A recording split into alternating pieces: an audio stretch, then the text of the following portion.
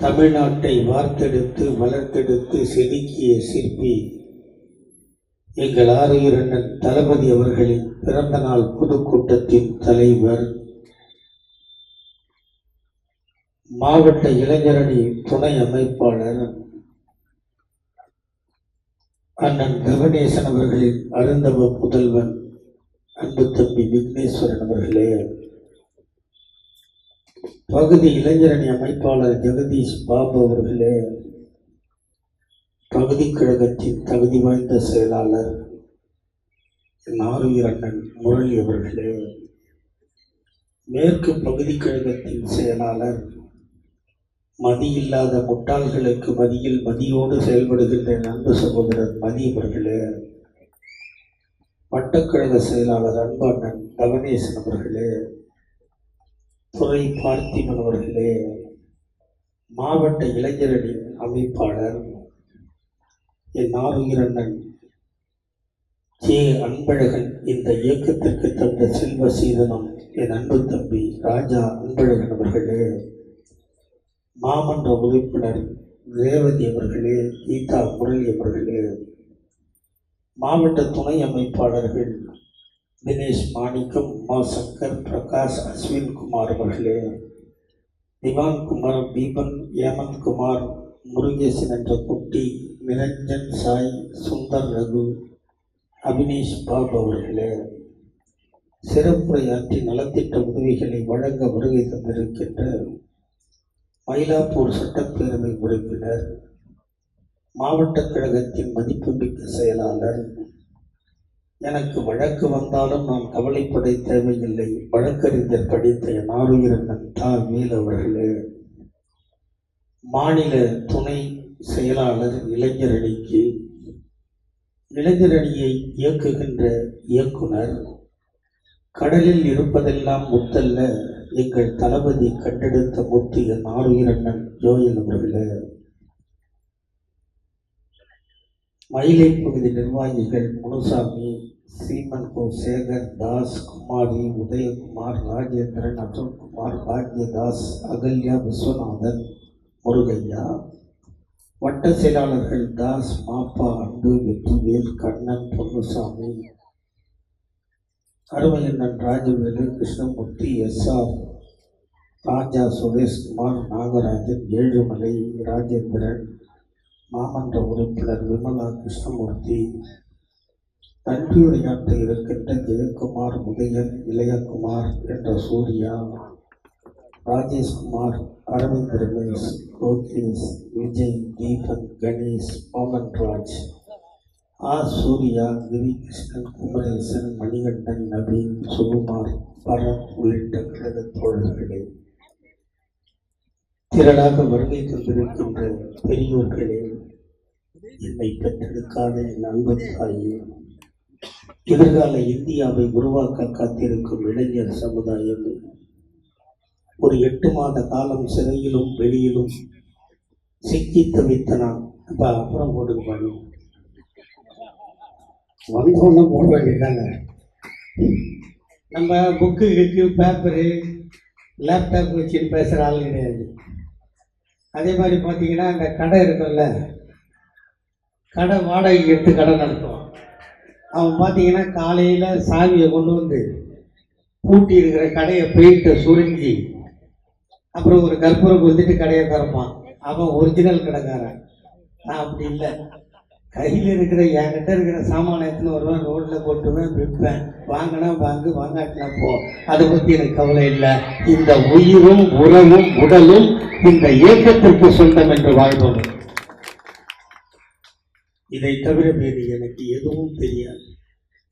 இங்கே படித்தேன், எத்தனை பேருக்கு எத்தனை பதவிகள் கொடுத்து இந்த இயக்கம் அவர்களை அழகு பார்க்கிறது. ஆனால் எந்த பதவிக்கும் ஆசைப்படாமல் அண்ணன் ஐயா கலைஞரின் பேரனாக, அண்ணன் தளபதியின் தம்பியாக, சின்னவரின் உயிராக வாழ்வதை பெருமையாக மதிப்பவன் இந்த சிவாஜி கிருஷ்ணமூர்த்தி. தலைவருக்கு 72ஆம் ஆண்டு பிறந்த நாள்.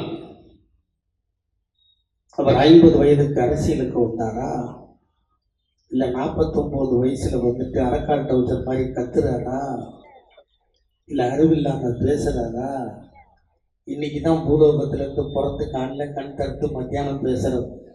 அறிவாக்கட அரசியல் மாதிரி பேசுகிறதா? இல்லை. இங்கே எல்லோருக்கும் மேடை, எல்லோருக்கும் நாற்காலி. அங்கே அமர்ந்திருப்பவர்கள் நாற்காலி போடப்பட்டிருக்கிறது. நாற்காலி இல்லாத கீழே உட்காந்தா யாராவது கோச்சிக்குவாங்களா? கோச்சிக்க மாட்டாங்க. ஏன் உட்கார மாட்டாங்க? தன்மானம் சுய கௌரவம் போய்விடும். அதனால் அவர்கள் நிற்கிறார்கள். ஆனால் தன்மானத்தையும் சுய கௌரவத்தையும் பார்க்காமல் எங்கள் அண்ணன் தளபதி இதே போன்ற வேளையில் இதோ அந்த கார்னரில் காலை கீழே தொங்கவிட்டு ஒலிபரிக்கைக்கு பக்கத்தில் அமர்ந்து தலைவர்கள் பேசுகின்ற பேச்சை ஒளிப்பதிவு செய்து முரசொலித்து கொடுத்து தன் அரசியல் வாழ்க்கையை துவக்கிய ஒரு தலைவன் கொண்டென்றால் எங்கள் அண்ணன் தளபதியை தவிர வேறு எவரும் இந்த மண்ணில் கிடையாது. 14 வயதில் துவக்கி 24 வயதில் அவனுக்கு திருமணம் முடிந்த 3ஆம் மாதம் அவன் கருவுற்றான் மனைவி. இங்கே பெண்கள் அதிகம் பேர் அமர்ந்திருக்கிறீர்கள். உங்களிடம் கேட்டால் தான் நியாயம் கிடைக்கும். நான் ஆண்களிடம் அதிகம் பேசுவதில்லை. ஏனென்று சொன்னால் கூட்டம் முடிஞ்சோடனே மேட்ரு முடிஞ்சோடனே சோறு முடிஞ்சோடனே மேட்ரு, தூக்கம், காலையில் வேலை, அவங்க பாட்டுக்கு போயிடுவாங்க. ஆனால் எங்கள் ஆத்தாலும் என் அக்காலும் என் தங்கச்சியும் என் அத்தையும் என்ன பண்ணுவாங்கன்னா, இப்போ நான் பேசினதை காலையில் 10 பொம்பளை கிட்ட சொல்லாத போனால் அவங்களுக்கு தலை வெடிச்சிடும். அதனால என்னோட உறவை உங்களோட வச்சுக்கிறேன். நான் உங்களை ஒன்று கேட்குறேன். உங்கள் வீட்டில் ஒரு பொண்ணுக்கு கல்யாணம் பண்ணுறீங்க, நீங்கள் பெற்ற பொண்ணுக்கு. கல்யாணம் ஆன 3ஆவது மாதம் பொண்ணு மாசமாயிட்டார். மாசமானான்னு தெரிஞ்ச உடனே அடுத்த நாள் மாப்பிள்ளை ஜெயிலுக்கு போயிருக்கோம். கரெக்டாமா? உங்கள் பொண்ணை கட்டி கொடுக்குறீங்க, 3ஆம் மாதம் கர்ப்பமாக இருக்கிறான்னு கன்ஃபார்ம் ஆகுது, மாப்பிள்ளை ஜெயிலுக்கு போயிடலாம். அப்போ என்னம்மா பண்ணுவீங்க நீங்கள்? சும்மா சொல்லுங்கள், தப்பு இல்லைன்னா சொல்லுவீங்க. எங்கள் வீட்டால் என்ன சொல்லுவாங்க தெரியுமா? இந்த பழா போன கரு உருவான நேரம் மாப்பிள்ளை ஜெயிலுக்கு போயிட்டான், பாவப்பட்ட கருவை கலைத்து விடுன்னு சொல்லுவீங்களா சொல்ல மாட்டீங்களா? அப்படி சொல்லுகின்ற இந்த நாட்டில் அந்த பாவப்பட்ட கருவாக உருவாகி அவதாரம் எடுத்து இன்று இளைஞரணிக்கு தலைமை தாங்குகிறானே எங்கள் அண்ணன் உதயநிதி, அப்படிப்பட்ட பாவத்தை சுமந்த ஒரு உயிர். அவளுக்கு திருமணம் நடந்தது. எல்லோருக்கும் 5ஆம் மாதம் மறுபடம் வைப்பார்களா இல்லையா? 7ஆம் மாதம் ஜடை வைப்பார்களா இல்லையா? காசு இருக்கிறதோ இல்லையோ 9ஆம் மாதம் சீமந்தம் நடத்தியே தீர வேண்டும் இல்லையா? ஆனால் எங்கள் அன்னைக்கு 5ஆம் மாதம் மறுபடம் வைக்கவில்லை. 7ஆம் மாதம் சீமந்தம் நடக்கவில்லை. 9ஆம் மாதம் சீமந்தம் நடக்கவில்லை. கருவுற்றால் ஆஸ்பத்திரிக்கு போகும்போது காதலியே மனைவியே, நீ கருவோடு இருக்கிறாய், ஆஸ்பத்திரிக்கு போகிறாய். எது நடந்தாலும் காப்பாற்றவன் காதல் கணவன் பக்கத்தில் இருக்கிறேன் என்று சொல்வதற்கு காதல் கணவன் இல்லை. அவளே மருத்துவமனைக்கு போனால், அவளே பெற்றால், பெற்ற பிள்ளையை வீட்டுக்கு அழைத்து வந்து பாலூட்டி சீராட்டி அதற்கு ஆடை போட்ட குழந்தையை எடுத்துக்கொண்டு மத்திய சிறைச்சாலைக்கு போய் தம்பி முன்னால் காட்டி, காதலனே, கணவனே, என்னை கருவாக்கியவனே, நீ கருவாக்கிய கருவை எல்லோரும் கலைத்து விடு என்று சொன்னார்கள். நான் கலைத்து விடவில்லை, அதை உருவாக்கி கொண்டு வந்திருக்கிறேன் என்று காட்டினால் எங்கள் அன்னை துர்கா பார்த்தார். எங்கள் அண்ணன் தளபதி காட்டிய குழந்தை எங்கள் அண்ணன் உதயநிதி. அவன் கருவுல தியாகிடா, எச்ச சோறுதா. எப்போ வந்தாரு? எப்படி வந்தாரு? ஏன் வந்தாரு? வந்தோம். ஆம்பளை என்ன குழந்தை பிறக்கணும் இல்லைம்மா? கல்யாணம் பண்ணால் 4ஆம் மாதம் பொண்ணை என்ன கேட்பீங்க? விசேஷம் உண்டான்னு கேட்பீங்களா இல்லையா? இல்லைன்னா என்ன சொல்லுவீங்க? மாப்பிள்ளை வேலைக்கு ஆகலையான்னு கேட்பீங்க. கேட்போமா இல்லையா? பையன் நடந்து போனால் மாப்பிள்ளை போட்ட முதல்ல எடுத்தியான்னு கேட்போமா இல்லையா? என்ன அர்த்தம்? அப்போ கல்யாணம் பண்ணால் குழந்தை பிறக்கணும். எங்கள் ஐயா கலைஞருக்கு ஆண்மை இருந்தது, எங்கள் அண்ணன் தளபதி வந்தான். தளபதிக்கு ஆண்மை இருந்தது, எங்கள் அண்ணன் உதயநிதி வந்தான். ஆண்மை இல்லை என்றால் ஆஸ்பத்திரிக்கு போகும். காசு இல்லைன்னா மாவட்ட செயலாளர்கிட்ட ஒரு லெட்டர் வாங்கிட்டு நேராக மா சுப்பிரமணியத்தை பார்த்தா அவர் ஏற்பாடு பண்ணிட்டு, இது உதவி பண்ணுற வேலை இல்லை ராஜா. 2 பை எடுத்துன்னு போனால் ஒரு பை வாங்கலாம். 100 கிலோ வெயிட் தூக்கிட்டு போனால் ஒரு மூட்டையை வாங்கலாம். கருவாகிறதுக்கெல்லாம் நாங்கள் வந்து ஹெல்ப் பண்ணுற வேலையாடா இது? ஹெல்ப் பண்ணால் அவமானம், பசியம். அப்படி வந்து அதற்கு பின்னால் 1000 விளக்கு சட்டமன்ற உறுப்பினராகி, சென்னை மாநகரத்துக்கு மேயராகி, 10 மேம்பாலங்களை அடிக்கல் நாட்டி 9 மேம்பாலங்களை திறந்து வைத்த இந்தியாவில் ஒரே மேயர் என்ற பொறுப்பை பெற்றவர். அதற்கு பின்னால் திராவிட முன்னேற்ற கழகத்தின் துணை பொதுச் செயலாளராக, பொருளாளராக, செயல் தலைவராக, அதற்கு பின்னால் தலைவராக, அந்த நேரத்தில் ஜெயலலிதா செத்து போக அங்கே 40 எருமை மாடுகள் வருவதற்கு தயாராக இருக்கிறார்கள் என்று சொன்னபோது, நான் கலைஞரின் மகன், எச்ச சோறு சாப்பிட மாட்டேன், மக்களை சந்தித்துத்தான் வாக்கு வாங்கி முதல்வராவேன் என்று சொல்லி மக்களை சந்தித்து வாக்குகளை பெற்ற ஒரு முதல்வர் அண்ணன் தளபதி. அவருக்குத்தான் இன்றைக்கு பிறந்தநாள். நான் வந்தவொடனே கேட்டேன், என்ன கொடுக்குறீங்கன்னு கேட்டேன். விளையாடுற பசங்களுக்கு கிரிக்கெட்டு கிட்டுன்னா, ரொம்ப வாயாடுறவன், ரொம்ப வாய் ஜாஸ்தியாக பேசுகிறவனுக்கெல்லாம் இந்த பால் அவன் வாயில் அடிக்கணும். அடுத்து என்ன கொடுக்குறேன்னு கேட்டேன். ஹார்ட் பேக்குன்னு சொன்னோம். கட்சியில் இருக்கிற பகுதி செயலாளர், மாவட்ட செயலாளர் தான் ரொம்ப அறிவோடு இருப்பாங்க எங்கள் கட்சியில். நான் நினச்சிருந்தேன், இல்லை, இப்போ பொறுப்புக்கு வந்த இளைஞரணி செயலாளர்களும் துணை செயலாளர்களும் பொறுப்போடு இருக்கிறார்கள். அவர்கள் ஏன் ஹாட் பாக்ஸ் கொடுக்குறாங்க? ஒரு பக்கெட்டு கொடுக்கலாம்ல, ஒரு தூக்கு கொடுக்கலாம்ல, கொடுக்கலாமா வேணாமா? ஒரு குடம் கொடுக்கலாம். ஆனால் ஹாட் பாக்ஸ் ஏன் கொடுக்குறாங்க? ஹாட் பாக்ஸ் என்ன பண்ணோம்? என்னம்மா பண்ணோம்? ஒன்று தான் கேட்குறேன். ஆறி போவாத சூடா பார்த்துக்கிற பொட்டிக்கு பேர் தான் ஹாட் பாக்ஸ். அவங்க ஏன் கொடுக்குறாங்க தெரியுமா? இப்போ 25ல் கொடுக்குற ஹாட் பாக்ஸில் நீ ஆறி போயிடாம 26ல் உதயசூரியனுக்கு ஓட்டு போடணும்னா உனக்கு இந்த ஹாட் பாக்ஸை கொடுக்குறாங்க. நீ ஆறி போயிடுவேன்னு நம்புறான் மற்றவங்களாம். எங்காலும் நீ ஆறி போயிடக்கூடாதுன்னு இதை கொடுக்குறேன். ஆட்சிக்கு வந்தோம், கொரோனா இருந்துச்சுல்ல, ஆஸ்பத்திரியில் பெட் இல்ல, ஆம்புலன்ஸ் கூட்ட ஆம்புலன்ஸ் இல்ல, மீறி ஆஸ்பத்திரிக்கு போனா கேஸ் இல்ல. இவ்வளவு நிலைமையில அதை சமாளிக்கிறதுக்கு முன்னால், ஆட்சிக்கு வருவதற்கு முன்னால் பாழாய் போன பள்ளு பழனிசாமியிடம் கேட்டோம், பாவம் மக்கள் ஒரு 5000 ரூபாயை கொடுன்னு சொன்னோம். சொன்னோமா இல்லையா? கொடுத்தானா? எவ்வளோ கொடுத்தான்? எவ்வளோ கொடுத்தான்? ஒன்று கொடுக்க போய் சொல்லக்கூடாது. 1000 ரூபா கொடுத்தானா இல்லையா? கொடுத்தானா இல்லையாம்மா? இங்கே ஒரு மாதத்துக்கு கேபிள் டிவி எவ்வளோமா கட்டுற? 300. அப்போ உங்கள்கிட்ட கொள்ளடிக்கிறாங்கன்னு நினைக்கிறேன். எனக்கு 270 ரூபா தான் வாங்குறாங்க தண்டார்பேட்டில். 350. அப்போ 3 மாதத்துக்கு கேபிள் டிவி காசு எவ்வளோமாச்சு? 1050. 1000 ரூபாய் இவன் கொடுத்தா 50 ரூபாய்க்கு ஊர் காலியாக இருந்தா கொடுக்க முடியும்? மக்களை ஊழிக்க தெரியணுமா இல்லையா? தெரியல. ஆனால் அப்போ சொன்னார் எங்கள் அண்ணன் தளபதி, நான் 5000 கொடுக்க சொன்னேன், நீ கொடுக்க மறுக்கிறாய். இந்த முத்துவேல் கருணாநிதி ஸ்டாலின் ஆட்சிக்கு வந்தால் நீ கொடுக்க மறுத்த 4000 தருவேன், அதுவும் ஜூன் மாதம் தருவேன். சொன்னது ஜூன் மாதம், கொடுத்தது மே மாதம். உண்டா இல்லையா? வாங்கினே இல்லையா? வாங்கிட்டோம். ஆட்சிக்கு வந்தோம்.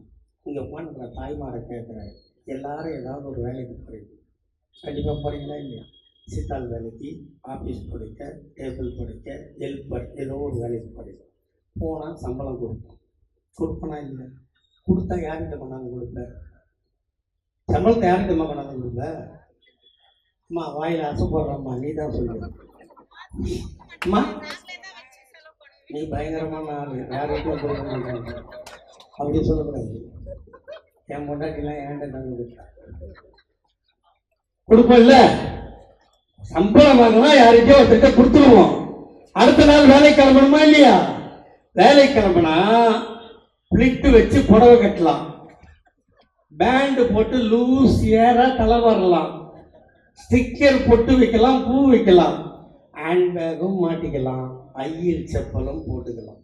ஆனால் எல்லாம் போட்டுட்டு அத்தான் பஸ்ஸுக்கு காசு கொடுன்னு கேட்டீங்களா இல்லையா?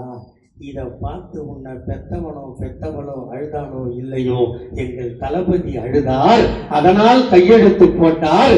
இன்று முதல் நீங்கள் டிக்கெட் எடுக்க வேண்டாம், அது உங்கள் உரிமை பயணம், விடியல் பயணம்.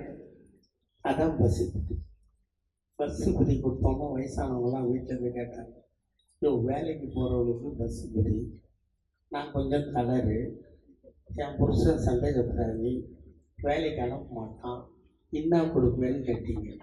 நீங்கள் வீட்டில் இருந்தாலும் ரேஷன் அட்டை வைத்திருந்தால் உங்களுக்கும் மாதம் 1000 தருவேன் இந்த தளபதி என்று சொல்லி அதற்கு பெயர் உங்கள் உரிமை தொகை கொடுத்தாச்சு.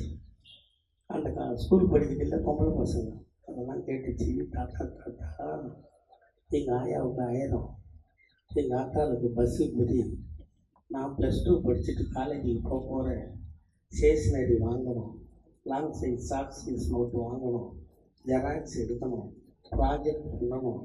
நான் என் அப்பா ஆத்தாக்கிட்டையும் அண்ணன் தம்பிகிட்டையும் கையேந்திரன தாத்தா உனக்கு தெரியலையான்னு கேட்டபோது சொன்னார், உன் தாத்தா தளபதி ஸ்டாலின் உன்னையும் ஏமாற்ற மாட்டான்.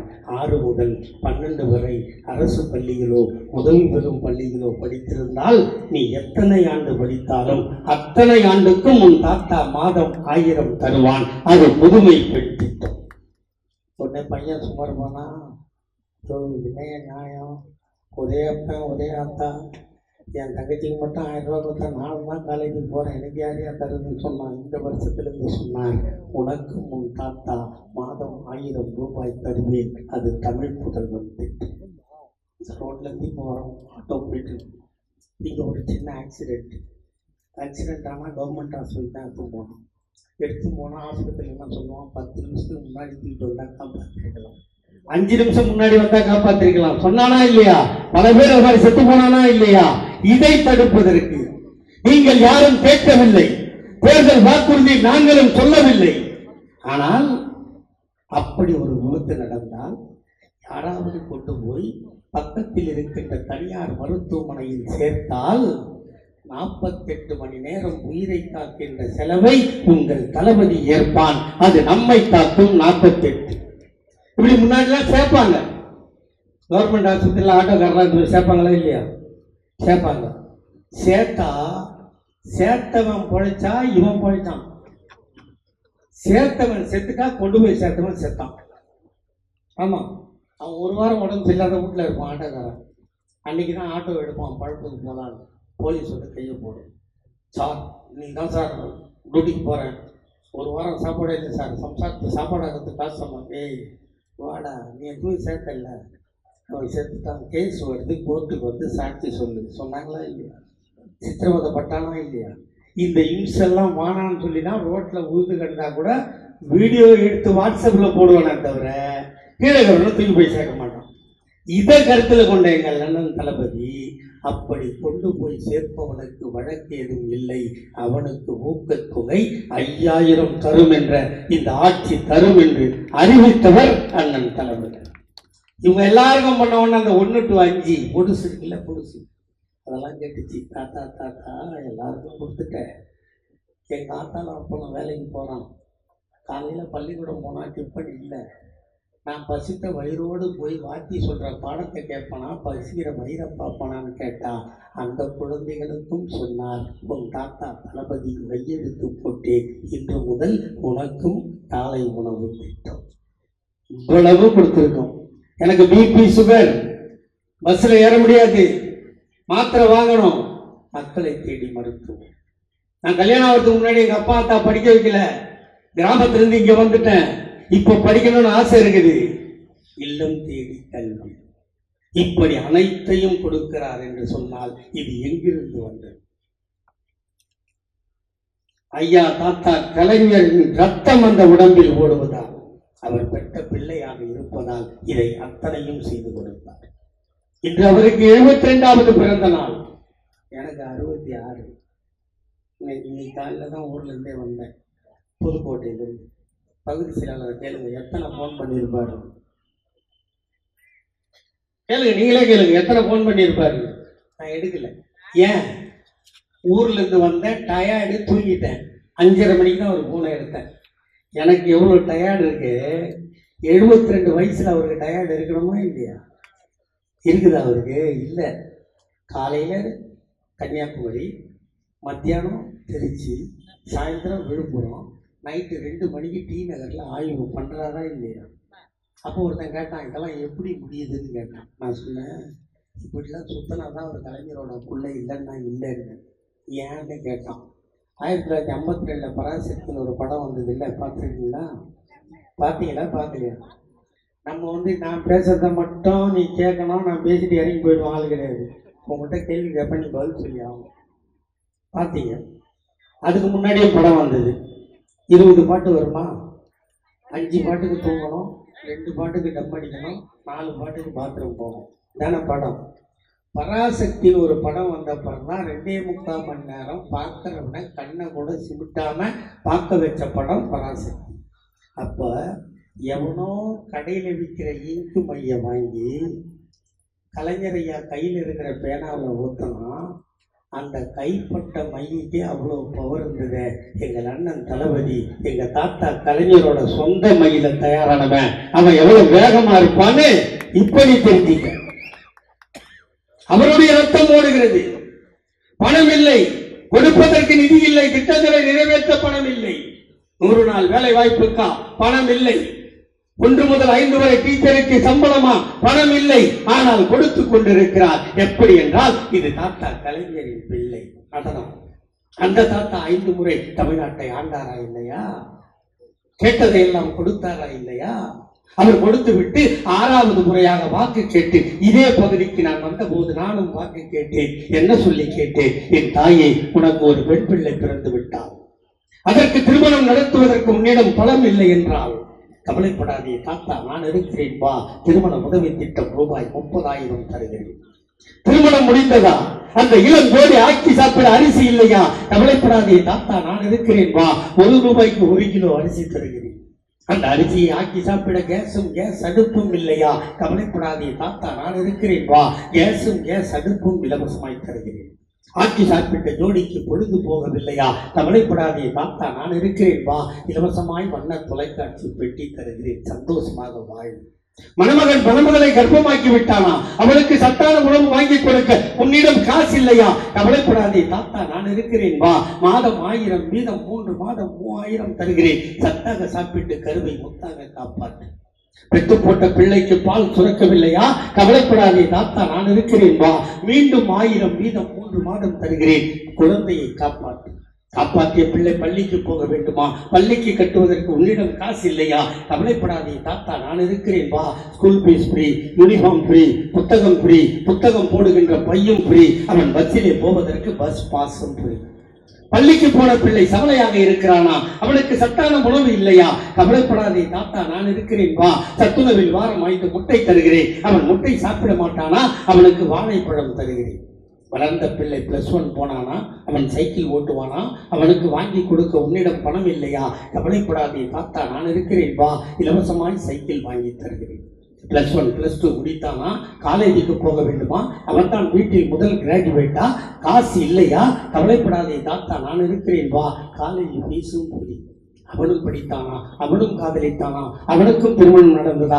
அவனுக்கும் உதவித்தொகை. இப்படி கொடுத்து கொண்டே இருக்கிறேன். இப்படி பெத்து பெத்து பெத்து வயதாகி போனாயா? நீயும் கவலைப்படாதே தாத்தா, நான் இருக்கிறேன் வா, மாதம் 750 ரூபாய் பென்ஷன் தருகிறேன், பேரனை பார், பேத்தியை பார், பஸ் பாஸ் தருகிறேன், சந்தோஷமாக சுத்து. காலம் கெட்டு போனதா? நீ சிக்காகி போனாயா? ஆஸ்பத்திரிக்கு போவதற்கு ஆட்டோவிற்கு பணம் இல்லையா? கவலைப்படாதே தாத்தா, நான் விட்ட 108 ஆம்புலன்ஸை கூப்பிடு, இலவசமாய் ஆஸ்பத்திரிக்கு போ. வைத்தியன் பணம் கேட்கிறானா? உன்னிடம் காசு இல்லையா? கவலைப்படாதே தாத்தா, நான் கொடுத்த கலைஞர் காப்பீட்டு அட்டையை காட்டு, 1 லட்சம் ஃப்ரீ, வைத்தியம் பார், வீட்டுக்கு வா. காலம் கெட்டு போனதா? நீ செத்து போனாயா? உன் பிணத்தை தூக்க 4 பேர் இல்லையா? தன்மானம் தடுக்கிறதா? கவலைப்படாதே தாத்தா, நான் போட்ட சட்டம் மார்ச்சரி வேணும் ஃப்ரீ, பார்த்தாயா? அழுதாயா? ஈ வைக்கிறதா? கவலைப்படாதே தாத்தா, நான் போட்ட சட்டம் ஃப்ரீசர் பாக்ஸும் ஃப்ரீ, பார்த்தாயா? அழுதாயா? சுடுகாடு போனாயா? கொளுத்த வேண்டுமா? புதைக்க வேண்டுமா? தாத்தா, நான் போட்ட சட்டம் கொளுத்துவதும் ஃப்ரீ, புதைப்பதும் ஃப்ரீ. வீட்டுக்கு வந்தாயா? பஸ் சர்டிபிகேட் வேண்டுமா? தாத்தா, நான் போட்ட சட்டம் பஸ் சர்டிபிகேட்டும் ஃப்ரீ, பஸ் சர்டிபிகேட்டும் ஃப்ரீ. இப்படி கருவறை முதல் கல்லறை வரை இலவசங்களை வாரி வழங்கிய இந்தியாவில் ஒரே முதல்வர்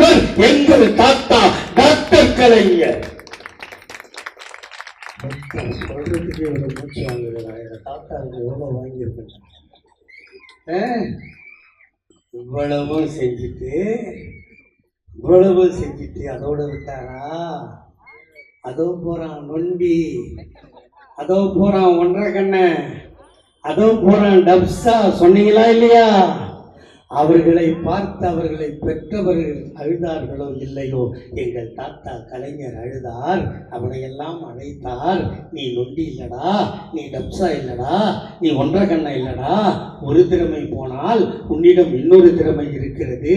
ஆகவே இன்று முதல் நீ மாற்றுத்திறனாளி என்று சொல்லி அவனுக்கும் நலவாரியம் தந்த தலைவர் தாத்தா கலைஞர். அதோ போறான் பொட்டை, அதோ போறான் 9. சொன்னமா இல்லையா? அவனை பெற்றவனும் ரோட்டில் விட்டான், மற்றவர்களும் ரோட்டில் விட்டார்கள். ஆனால் தாத்தா கலைஞர் ரோட்டில் விடவில்லை. அவனை அழைத்து, நீ 9 இல்லை, நீ பொட்டை இல்லை, உனக்கும் அழகான பெயர் வைக்கிறேன். இன்று முதல் நீ திருநங்கையில் என்று அழைக்கப்படுவாய் என்று சொல்லி அவனுக்கும் நலவாரியம் தந்த தலைவர். ஒரு காலத்தில் ரயில்வே ஸ்டேஷனுக்கு போனால் அங்கே வெள்ளை பேண்ட்டு வெள்ளை சட்டு தொப்பி போட்டு கொடி ஆட்டுவான்ல ஸ்டேஷன் மாஸ்டர், அவெல்லாம் அவ்வாதான் இருப்பான். நம்மளுக்கு அங்கே வேலை கிடையாது. நம்மளுக்கு என்ன வேலைன்னா அதே தண்டவாளத்துக்குள்ளே இறங்கி காக்கி அரைக்கால் டவுசர் போட்டு ஹவாய் செப்பல் போட்டு பச்சை சிவப்பு கொடியை பின்னாடி சொருகிக்கிட்டு தண்டவாளத்தில் ப்ளக்கு தட்டுற வேலை தான் நம்மளுக்கு கொடுத்தான் இல்லையா? தாத்தா கலைஞர் தான் சொன்னார், நீ ப்ளக்கட்டை தட்ட பிறக்கலடா, நீ ஆட்டினா கொடியும் ஆடும் ரயிலும் ஓடும் என்று சொல்லி இந்த நாட்டில் தாழ்த்தப்பட்டவனையும் பிற்படுத்தப்பட்டவனையும் ஸ்டேஷன் மாஸ்டர் ஆக்கி அழகு பார்த்தவர் தாத்தா டாக்டர் கலைஞர். கோர்ட்டுக்கு போனால் கருப்பு கவுன் போட்டு தட்டை சுற்றி வச்சு ஆர்டர்னு தட்டுவாங்க நீதிபதி. அவங்கெல்லாம் அவ்வாதான். நம்மளுக்கு என்ன வேலை தெரியுமா? அதே கோர்ட்டில் சிவப்பு தொப்பி போட்டு சைலன்ஸ்ன்னு கத்திட்டு இருந்தோமா இல்லையா? தாத்தா கலைஞர் கூப்பிட்டார், நீ சைலன்ஸ்ன்னு கத்த பொறுக்கிறடா, நீ அடித்தா கட்ட சுற்றி அடிக்கும், நீதியும் பேசும் என்று சொல்லி இந்த நாட்டில் தாழ்த்தப்பட்டவனையும் பிற்படுத்தப்பட்டவனையும் நீதிபதியாக்கி அழகு பார்த்தவர் எங்கள் தாத்தா டாக்டர் கலைஞர். கோயிலுக்கு போனால் கயிறு கட்டி ஒரு பெரிய மணி இருக்கும், அதை ஆற்றவாங்க நம்ம தான் ஆட்டணும். ஆனால் அதே கோயிலுக்குள்ள சின்ன தட்டு வெள்ளி தட்டில் ஒரு சின்ன மணி, அது வெள்ளி மணி, அதை ஆற்றவெல்லாம் குஞ்சு மணி. அவளுக்கு பேர் அப்படிதான் வைப்பா. ஆட்டினாவா இல்லையா? அவ மட்டும்தானே ஆட்டினா? எவனா எழுதானா? எவனா கஷ்டப்பட்டானா? எவனாவது கண்ணீர் விட்டானா? உன்னை என்ன சொன்னான்? நீ கோயிலுக்குள்ள போக கூடாதுன்னா போவேன்னு சண்டை வலிப்ப. அதனால உன்னை என்ன சொன்னா, கோபுரத்தை பார்த்தா கோடி புண்ணியம் சொன்னா இல்லையா? நீயும் கோபுரத்தை பார்த்து கும்பிட்டு வீட்டுக்கு வந்தியா இல்லையா? தாத்தா கலைஞர் தான் சொன்னார், அவன் ஆட்டினா சின்னமணி ஆடாதுடா, நீ பெரிய மணி ஆட்ட பிறக்கல, நீ ஆட்டினா சின்னமணி ஆடும், ஆண்டவனும் பேசுவான் என்று சொல்லி இந்த நாட்டில் அனைத்து சாதிக்காரனும் அர்ச்சகராகலாம் என்ற சட்டத்தை போட்டவர் எங்கள் தாத்தா டாக்டர் கலைஞர். 16 வருஷம் ஒரு அம்மா ஒன்று ஆண்டு அம்மாவாது. ஆனால் எங்கள் தாத்தா கலைஞர் அம்மா பிறப்பது ஒரு வயது, அதில் ஆண் என்ன பெண் என்ன. இது 89ஆம் ஆண்டு 3வது முறையாக முதலமைச்சராக வந்த தாத்தா கலைஞர் தான் உனக்கு சொத்தில் சமபங்கு என்ற சட்டத்தை போட்டார். அதையும் தாண்டி இது நாற்காலி போட்டு ஆம்பளையும் உட்காந்துருக்கான் பொம்பளையும் உட்காந்துருக்கான் இல்லையா? ஒரு காலத்தில் இப்படி சேர் போட்டு வீட்டில் உட்காந்தா பெரியவங்க என்ன கேட்பாங்க தெரியுமா? ஆம்பளைலாம் நிற்கிறான், பொம்பளை எருமை மாடு உட்காந்துருக்கு எந்திரின்னு சொன்னாங்களா இல்லையா? உங்கள் தாத்தா படம் வீட்டில் இருக்கா? தாத்தா என்ன பண்ணுவான்? சரக்கு அடிப்பான், சுருட்டு அடிப்பான், பீடி அடிப்பான். ஆனால் ஆயா சேர்த்து வச்ச காசில் பட்டு வேஷ்டி, பட்டு சட்டை, பட்டு அங்க வஸ்திரம். ஸ்டுடியோவுக்கு போய் அந்த மடக்கு நாற்காலில் கால் மேலே கால் போட்டு உட்காந்தானா ஆயா எங்கே நிற்கணும்? அந்த சேரோட முனையை பிடிச்சி நிற்கணும். முனைய பிடிச்சி நின்ன உன்னை நாற்காலி போட்டு அமர வச்ச கட்சி திமுக. நீ செத்தா உன் புருஷன் கல்யாணம் பண்ணிக்கலாம், அவன் செத்தா உனக்கு வெள்ளை சேலை இல்லை. அவன் செத்தா நீ கல்யாணம் பண்ணலாம், எதையும் சாதிக்கலாம், அதற்கும் பணம் தருவோம் என்று சொன்ன கட்சி திமுக. கணவன் செத்தா நெருப்புல தூக்கி போடுன்னு சொன்ன காலம், கணவன் செத்தா நீ வாழு உனக்கு பணம் தரேன்னு சொன்ன காலம். இப்பவும் பிஜேபி என்ன சொல்றான்? வேலைக்கு போகாத, வீட்டில் இரு, படிக்காத. அப்போ எங்களுக்கு என்னதாண்டா வேலை? புருஷன் கூப்பிட்டா போ, பெத்து போட்டா பிள்ளைய பெத்து போடு. இதுதான் அவன் சொல்றான். ஆனால் நீங்கள் முன்னேறினால் இந்த நாடு முன்னேறும் என்று நாங்கள் நினைக்கிறோம். அதனால் தான் இந்த நிலைமை. உங்களுக்கு சொத்தில் சமபங்கு என்று சட்டத்தை ஐயா கலைஞர் போட்டார். எங்கள் அண்ணன் தளபதி உங்களுக்கு விடியல் பயணம், உரிமை தொகை, இதை அத்தனையும் கொடுத்தார். மாற்றுத்திறனாளி என்று எங்கள் தாத்தா கலைஞர் சொன்னால் அந்த மாற்றுத்திறனாளிகளுக்கு அங்கீகாரம் கொடுத்து அவருக்கு அரசு வேலை கொடுத்தார் எங்கள் அண்ணன் தளபதி.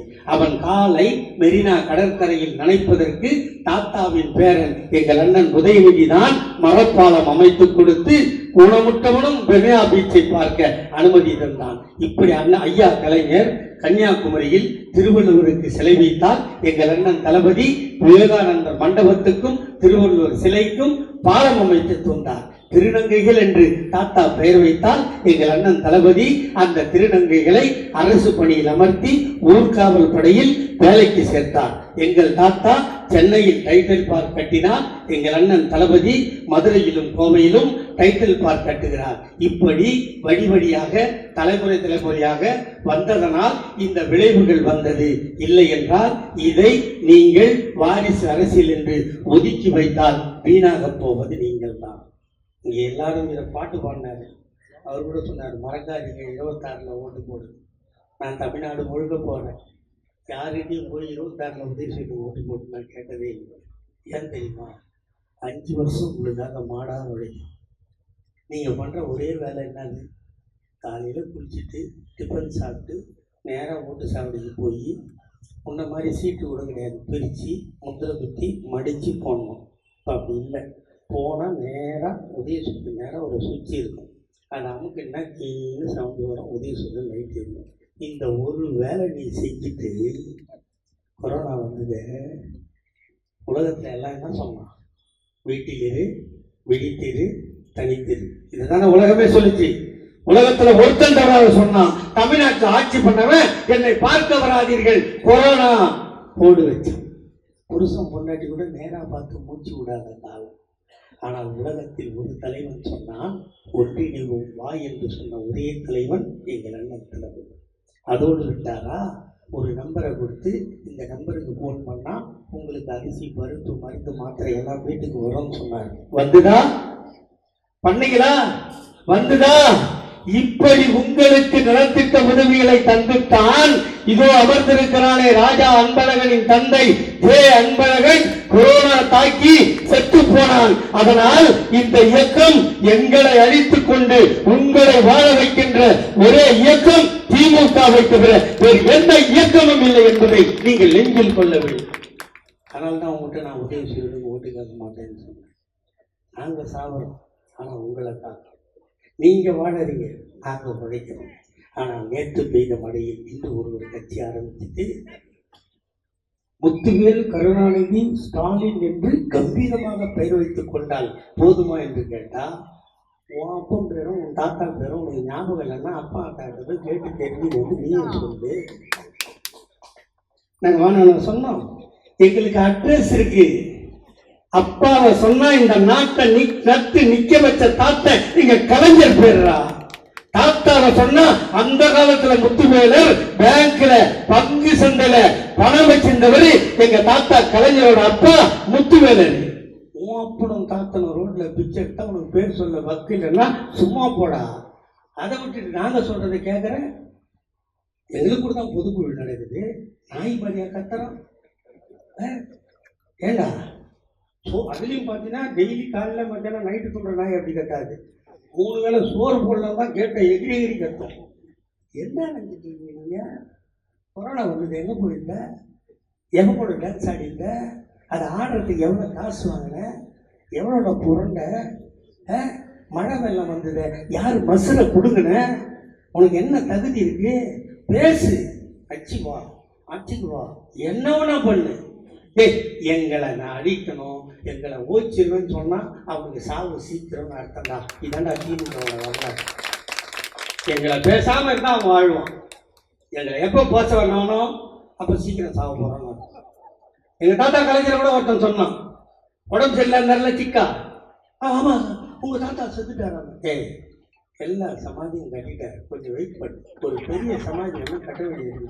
கட்டிட்டு தான் போவார். நான் எங்கள் ஆத்தா ஒருத்தனுக்கு பெற்றா கரெக்டாக கட்டிட்டு தானே போறாரு. நீங்க சிரிக்க சொல்லல, பார்த்தீங்களா மக்களுக்கு டிவியில? இது தகுமா?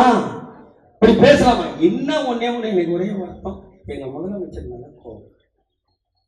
எல்லாருக்குமான முதல்வர், ஓட்டு போட்டவனுக்கும் முதல்வர், ஓட்டு போடாதவனுக்கும் முதல்வர். நாங்க என்ன பாவம் பண்ணோம்? அவன் பேசுறான், என்ன பேச உதியான்னா கையில விலங்கு, காலில் விலங்கு, வாயில விலங்கு, இவ்வளவு பிளாஸ்திரியும் பிச்சு போட்டவர் எங்கள் அண்ணன் உதயநிதி. நான் வெளியே வந்து முன்னாடி பேசுறேன் இல்லம்மா, இது எங்க அண்ணன் உதயநிதி இல்லைன்னா நான் செத்து போயிருப்பேன் விஷம் தூக்கிட்டு. சத்தியமா சொல்றேன், கண்ணில் தண்ணி வந்து பாருங்க. 6 வயசு முதல் பேசிக் கொண்டிருக்கிறேன். என்னை 8 மாதங்கள் பேசாமல் வைத்த இயக்கம் இந்த இயக்கம் எதற்காக? அடுத்தவனை பேசிவிட்டேன் என்று. எங்கள் அப்பனையும் தாத்தனையும் ஒருவன் விமர்சிக்கிறான் என்றால் அது எல்லையோடு விமர்சிப்பதற்கு நான் என்ன அறிவாளியா? நான் என்ன கவிஞனா? நான் என்ன புலவனா? இல்லை, நான் ஒரு கானா பாட்டுக்காரன். ஆனால் ஐயா கலைஞரால் வாழ்பவன், எங்கள் அண்ணன் தளபதியை நேசிப்பவன், எங்கள் அண்ணன் உதயநிதிக்கு உயிரை கொடுக்கவும் தயங்காதவன் இந்த சிவாஜி கிருஷ்ணமூர்த்தி என்பதனால் அரண்மனை நாயை அடக்கடா வாயை என்று சொல்கிறேன். வேற எதுவும் சொல்ல முடியாது. அப்படிப்பட்டவர்கள் இந்த நாட்டில் ஆளுகிறார்கள். ஆகவே உங்களை கேட்பதெல்லாம், உங்களிடம் கேட்பதெல்லாம், இப்ப டாக்டர் சீட்டு எங்க குடும்பத்துல யாருன்னா, ஐயா குடும்பத்துல யாருன்னா டாக்டர் ஆனா உங்களுக்கு தானே போராடுறோம். நீட் தேர்வு வானாலும் உயிரை கொடுக்குறோம். கோடி கிட்ட பிச்சை எடுக்கிறோமா? நாங்க ஒத்துக்கிட்டா 10,000 கோடி தர்றோம்னா அப்பதான் நான் சொன்னேன் ஆர்ப்பாட்டத்துல.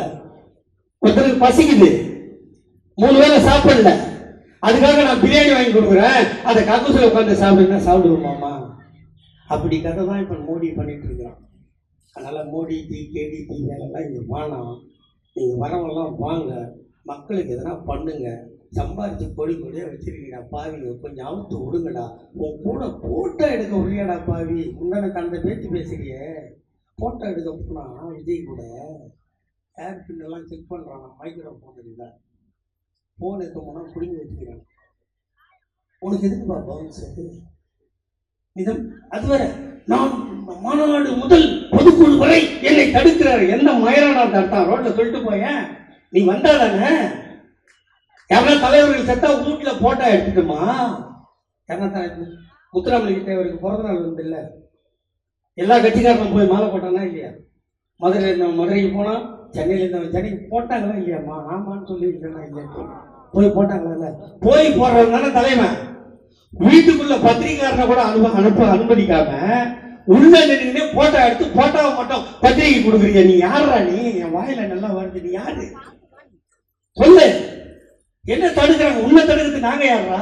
எங்களுக்கு வயசு 75, எங்க அண்ணன் தளபதிக்கு வயது 72, திமுகவுக்கு வயது 75. 75 வருஷ ஆண்டு காலம் ஒரு கட்சி ஆட்சியில் இருக்கிறது என்று சொன்னால் இந்தியாவில் ஒரு மாநில கட்சி அது திராவிட முன்னேற்ற கழகத்தை தவிர வேறு எவருக்கும் சொந்தமில்லை. 100 ஆண்டுகளை தொடப்போகிறோம். திமுகவின் 25வது வயதில் எங்கள் தாத்தா டாக்டர் கலைஞர் முதல்வர்.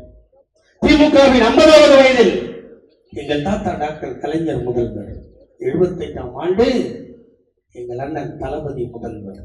இந்த இயக்கத்திற்கு 100ஆம் ஆண்டு வரும்போது எங்கள் சின்னவர் அண்ணன் உதயநிதி முதலமைச்சராக இருப்பார். அதுக்குதானே நாங்கள் தயார் பண்ணிட்டு இருக்கிறோம். மற்ற கட்சிக்காரெல்லாம் பொம்பளை கூப்பிட்டு தயார் பண்ணிட்டு இருக்கிறோம். நாங்கள் கட்சிக்கு அடுத்த தலைமுறையை தயார் பண்ணிட்டு இருக்கிறோம். அதனால எங்களிடம் உங்க பாச்சா பலிக்காது. நான் சொல்ல விரும்புவது, வாக்கு கேட்டு எவனாவது வந்தான் இந்த மயிலாப்பூர் பகுதியில், இந்த பாஷா கார்டன் பகுதியில் 30ஆம் தேதி வீட்டை விட்டு கிளம்பியவர். இன்று வரை மனைவி, குழந்தைகளை, பேரன் பேத்தி நான் பார்த்ததில்லை. எனக்கு என்ன அக்கறை என்று கேட்கிறீர்களா? நான் பிறந்தேன், படித்து டாக்டராக வேண்டும் என்று ஏங்கினேன். அதற்காக பகல் இரவில் வேலை செய்து பகலில் படித்தேன். என் கை கால்களை இழந்தேனே தவிர என்னால் டாக்டராக இல்லை. எங்கள் தாத்தா கலைஞர் முதலமைச்சரானார். எனக்கு 2 பெண் குழந்தை பிறந்தது. 2ஐயும் 2 டிகிரி படித்து வைத்து நல்லாக வாழ வைத்திருக்கிறேன். அதற்கு எங்கள் தாத்தா டாக்டர் கலைஞர் காரணம். ஆகவே இந்த நாடும் நாட்டு மக்களும் எதிர்கால சந்ததி, உங்களுக்கு பிறக்கின்ற பிள்ளைகள், பேர பிள்ளைகள் நன்றாக வாழ வேண்டும் என்றால் அதற்கு ஒரே வழி திராவிட முன்னேற்ற கழகத்தை தவிர வேறு எவனாலும் முடியாது. எப்படி சீமான் கட்சி ஆரம்பிச்சான்?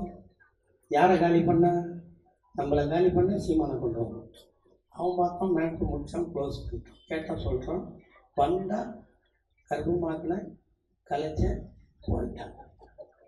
இது ஒரு ஆம்பளை கட்சி. இப்போ அவனால் முடியலன்னு சொல்லி விஜயை தூண்டி விடுறான்.